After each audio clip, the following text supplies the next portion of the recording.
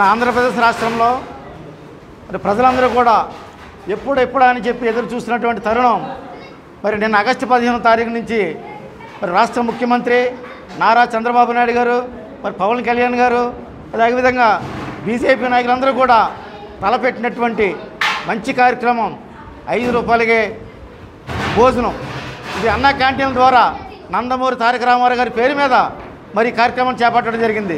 Party వ్యవస్థాపకులు స్వర్గీయ నందమూరి తారక రామారావు గారు పేరు మీద 2014లో మన రాష్ట్ర ముఖ్యమంత్రి వర్యులు నారా చంద్రబాబు నాయుడు గారు 5 రూపాయలకి ఆరోగ్యకరమైన ఆనందకరమైన ఫుడ్ పెట్టాలి పేదవాడికి అని చెప్పి అన్నా క్యాంటీన్లు స్థాపించారు. మరి 2014 నుంచి 19 దాకా కూడా మరి పేదవాడికి అన్నానికి ఎక్కడా లోటు లేకుండా అన్నా క్యాంటీన్లు రన్ అవుతాయి.